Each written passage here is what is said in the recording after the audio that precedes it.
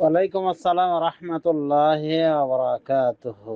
জি, কাউকে শহীদ বলা না বলা এটা তো আমাদের হাতে নাই, এবং কোরআন সুন্নাহর ব্যাখ্যাটা নিতে হবে সাহাবায়ে কেরাম থেকে, সালাফে সালেহিন থেকে। নিজের মন গড়া ব্যাখ্যা দিলে তো হবে না, নিজের মনে কোরআন বুঝতে তো হবে না। তো নিয়ম হলো, যাদেরকে শহীদ বলেছেন রাসূলুল্লাহ সাল্লাল্লাহু আলাইহি ওয়াসাল্লাম নিজে নাম ধরে, তাদেরকে আমরা নাম ধরে শহীদ বলবো। যাদের গুণ ধরে শহীদ বলেছেন আমরা গুণ হিসেবে শহীদ বলবো, কিন্তু কোনো ব্যক্তি বিশেষকে শহীদ বলবো না। এর অর্থ হলো যে তাকে জান্নাতে পৌঁছে দেওয়া গ্যারান্টি সহ। এই গ্যারান্টি কার আছে? কার এত পাওয়ার আছে যেতে সে জান্নাত মানে দেখে আসছে যে আল্লাহ তাকে জান্নাত দিয়ে দিয়েছে? উদাহরণস্বরূপ গরিক ও শহীদ বলা হয়েছে, ডুবে যে মারা যায় সে শহীদ। একটা বেনামাজি ডুবে মারা গেল, বা ইল্লাল্লাহ জিকির করতে একটা বেদাতি, কঠিন বেদাতি, শহীদ হয়ে গেছে, জান্নাতে চলে গেছে। এটা এটা দেখেছে কেউ? অনুরূপভাবে যুদ্ধ মাঠেও তো রাসূলুল্লাহ সাল্লাল্লাহু আলাইহি ওয়াসাল্লামের এক সাহাবী, তার গোলাম যে মারা গেল শত্রুপক্ষের তীরে, তো সবাই তো বলছে হানি আল্লাহ শাহাদা, তার জন্য শাহাদাত কত সহজ হয়ে গেল। রাসূলুল্লাহ সাল্লাল্লাহু আলাইহি ওয়াসাল্লাম কেন প্রত্যাখ্যান করলেন? তিনি বললেন যে অসম্ভব, সে যে কম্বলটি চুরি করেছিল গনিমতের মাল থেকে, সেটা তার উপর এখন জ্বলছে, দাউ দাউ করে জ্বলছে। তো আল্লাহর রাস্তায় আঘাতপ্রাপ্ত হয়ে উনি মারা গেলেন, সেই হিসেবে শহীদ বললেন, কিন্তু রাসূলুল্লাহ সাল্লাল্লাহু আলাইহি ওয়াসাল্লাম ভেটো দিলেন কেন? এখানে বোঝার বিষয় আছে। এখানে খারেজি আর কি বলবো, বেদাতি সালাফিদের পার্থক্য, ঠিক আছে? খারেজিরা যখনই দেখে কোনো আমল কুফরি বলা হয়েছে, তখন বলছে অতএব যে করবে ও কাফের, সুতরাং অমুক করেছে, কন্যা দফনা করেছে, ও কাফের হয়ে গেছে। এরকম না। আসল কথা হলো যে শেখ আলবানী একটা সুন্দর কথা বলছেন, লাইসা কুল্লু মান কাফারা ওয়াকা আল কুফরু আলাইহি। প্রত্যেকেই যে কুফরি করে বসেছে, কুফরটা তার উপরে পতিত হয়েছে এমন নয়, হয় না, জরুরি নয়। মুআয বিন জাবাল রাদিয়াল্লাহু আনহু রাসূলুল্লাহ সাল্লাল্লাহু আলাইহি ওয়াসাল্লামকে ইয়ামান থেকে আসার পরে ডাইরেক্ট সেজদা করেছেন। সেজদা করাটা কুফরি না, কিন্তু কাফের হননি। মুআয বিন জাবালকে বললেন যে মা হাদা ইয়া মুআয, মা হাদা ইয়া মুআয, হে মুআয এটা কি করলে, মানে সেজদা কেন করলে আমাকে? তখন উনি বললেন যে ইয়া রাসূলুল্লাহ, আমি দেখলাম ইয়ামানে থাকাকালীন যে তারা তাদের বড়দেরকে, ধর্মীয় যাজকদেরকে সেজদা করছে। তো আমি তখন থেকে ভেবেছিলাম আপনি বেশি হকদার এই বিষয়ে, তাই আপনাকে সেজদা করলাম। এখানে মুআয বিন জাবাল কাফের তো হলেন না সেজদা করেও, যদিও সেজদা করাটা কুফরি। খারেজিরা তো ফতোয়া ডাইরেক্ট মেরে দিবে যে কাফের হয়ে গেছে। তো এই যে একটা কুফরি কাজ হওয়ার পরও কিন্তু কুফর এটা তার উপরে পতিত হয় না, মানে মুআয বিন জাবাল কাফের হলেন না, যদিও কাজটা ছিল কুফরি কাজ। কেন হলো না?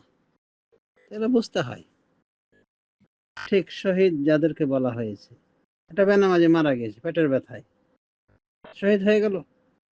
বা একটা নারীবাদী শয়তান ভণ্ড মহিলা মারা গিয়েছে, যার সবসময় ইসলাম নিয়ে সংশয়, এটা ওটা, সেও মারা গিয়েছে পেটের ব্যথায়, শহীদ হয়েছে। সেও কি শহীদ? ডুবে মারা গেল, সে শহীদ? তো কথা হলো যে আহলে সুন্নাহ ওয়াল জামাতের মধ্যে থাকতে হলে আহলে সুন্নাহ জামাতের আকীদা বিশ্বাস গ্রহণ করতে হবে।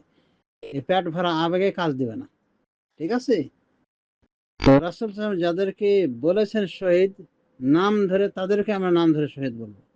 আর যাদের গুণ উল্লেখ করেছে যে এই গুণের লোকগুলি শহীদ, আমরা সেটা আমরা বলবো মুখস্থ। যারা পানিতে ডুবে মারা যাবে তারা শহীদ, যারা পেটের ব্যথায় মারা যাবে তারা শহীদ, যে সমস্ত নারীরা বাচ্চা জন্ম দিতে গিয়ে মারা যাবে তারা শহীদ, আমরা বলবো জেনারেলি। কিন্তু ব্যক্তি বিষয়ে কেন্দ্র করে আমরা বলতে যাব না যে অমুক শহীদ, কারণ এর অর্থ হলো ওকে টাইটেল দিয়ে দেওয়া যে ও জান্নাতে চলে গেছে অলরেডি। আপনি জানেন সে জান্নাতে গিয়েছিল, জান্নাতে যাওয়ার পথে বাধা রয়েছে, হতে পারে মিদ আম, আল্লাহ নবীর গোলামের মতো অবস্থা, এমন কিছু কাজ করে জান্নাতে যেতে বাধা।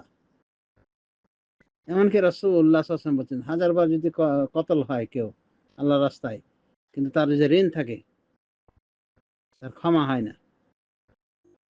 একজন ঋণের বোঝা নিয়ে এসে মারা গিয়েছে, কি করেছে না করেছে আমরা তো জানি না। তো হুট করে শহীদ বলা, এগুলো কি ভালো মানুষের কাজ না, বেদাতীদের কাজ? হ্যাঁ, হাদি মারা গিয়েছে, মানে তাকে হত্যা করা হয়েছে, ভালো মানুষের সে আমরা আশা করব। কিন্তু শহীদ হয়েছে চোখে দেখে আসছো নাকি তুমি? এগুলো বেদাতিরা বলতে পারে, কিন্তু যারা হেদাতি নামের পরিচিত, হেদাতি হিসেবে পরিচিত, মা হোক, বোন হোক, ভাই হোক, বাবা হোক, যেই হোক, এগুলো কি আবেগ? পেট ভরা আবেগ কোনো কাজ দিবে?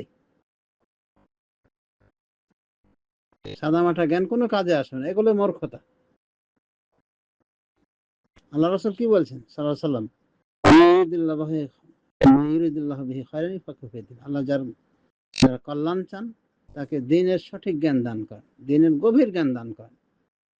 তার মানে যারা আল্লাহ কল্যাণ চান না, তাকে গভীর জ্ঞান দেন, আবছা আবছা জ্ঞান, উল্টা পাল্টা জ্ঞান করে। ওই গরুর ডাক্তারের মতো ওই মানুষের গায়ে ফুটিয়ে দেয়, মানে গরুর ইঞ্জেকশন মানুষের গায়ে ফুটিয়ে দেয়, জ্ঞান কম, বলছে এটাও ইঞ্জেকশন ওটাও ইঞ্জেকশন দিয়ে মানুষ মেরে ফেলে। ওষুধের মতো, ওষুধটা আছে, ডাক্তারও আছে। কেউ যদি বলে যে ওষুধ আছে, দেখে বই কেতাবও লেখা আছে কোন ওষুধ কি কাজে লাগবে, সেটা বলে যদি সে দেয়, ডাক্তার প্রয়োজন না মনে করে, যেমন বিভ্রান্ত হবে ঠিক এরকম। ঠিক আছে? তো কোথায় কোন আয়াত সেট করতে হবে, কোন আয়াত সেট করতে হবে, এগুলো তো জানবে না। আর এগুলো বেদাতি যারা, তারা তো বোঝেই না, তারা মারা গেলেই হলো বাস। ওই দলবাজি করতে গিয়ে যদি মারা যায়, ভালো কাজ করতে গিয়ে যদি মারা যায়, শহীদ, হিন্দু ও শহীদ আমার দেশের পরিভাষায় আছে না? একটু আবেগকে কন্ট্রোল করতে হবে। শহীদ হওয়া, কাউকে শহীদ টাইটেল দেওয়া মানে কি, সে নিশ্চিত জান্নাতি হয়ে গিয়েছে। আপনি কি দেখে আসছেন জান্নাতে চলে গেছে, নাকি কোনো বিষয় তার জন্য জান্নাতে যাওয়ার বাধা হয়েছে? তো এগুলো বেদাতীদের আবেগ হতে পারে, কিন্তু যারা সালাফি দাবি করে, নর হোক নারী হোক, কেন এরকম ঝুঁকিপূর্ণ নিতে যাবে? আবেগ। সবাই শহীদ বলছে, শহীদ। আলোচনা মানে হচ্ছে কি, যে ভালো কাজ করতে গিয়ে মারা গেছে, বা শহীদের যে কারণগুলি, সে কারণের কোনো কারণে জড়িত হয়ে মারা গেছে, আমরা আশা করবো যে ইনশাআল্লাহ আল্লাহ তাকে শহীদের মর্যাদা দেবেন, বা দোয়া করবো।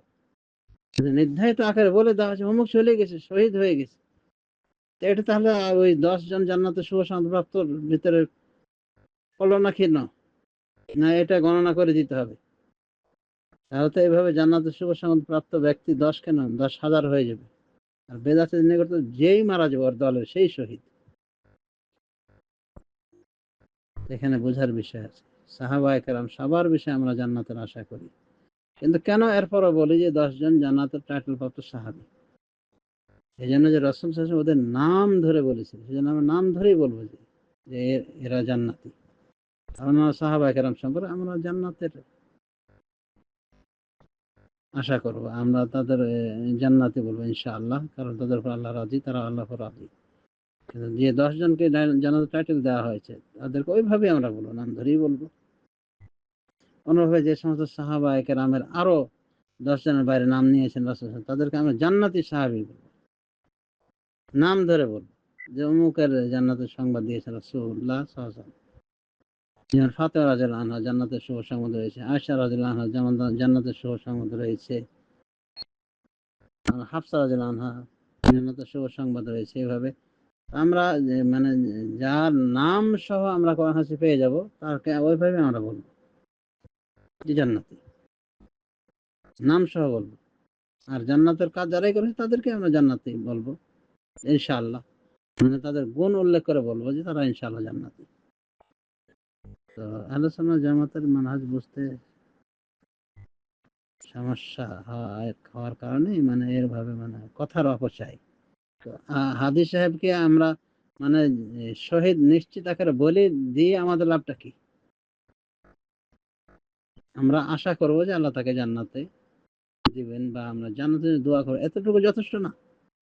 আল্লাহর উপরে হাত দিয়ে কথা বলা যে উনি শহীদ মান্নাকে জান্নাতে দিয়ে দিয়েছে, কোন জান্নাত দিয়েছে? জান্নাতুল ফেরদাউস না জান্নাতুল মাওয়া? কোন জান্নাতে দিয়েছে? এটা কি গণকদেরকে বলা হয়েছে, না গণকরা গনে গনে বলে দিচ্ছে? এই সমস্ত এই মানে দর্শতা আসে কিভাবে? আমরা কি বলছি যে ও জাহান্নামী? ও ভালো কাজ করা অবস্থায় মারা গেছে, আমরা আশা করব যে সে জান্নাতি, সে শহীদ ইনশাআল্লাহ। ইনশাআল্লাহ বলতে সমস্যা কি? হ্যাঁ, এখানে হেদায়েতি বেদাতিতে পার্থক্য রয়েছে। তো আল্লাহ রাব্বুল আলামিন মাফ করুন। আমি তো এটা মানে কল্পনাই করি না যে সালাফি দাবিদার হওয়ার পরে এরকম কিছু কেন হটকারিতাপূর্ণ কথা কেন বলবে? কোন ব্যক্তি বিশেষের নাম ধরে কিভাবে বলতে পারে যে ও শহীদ হয়ে গেছে?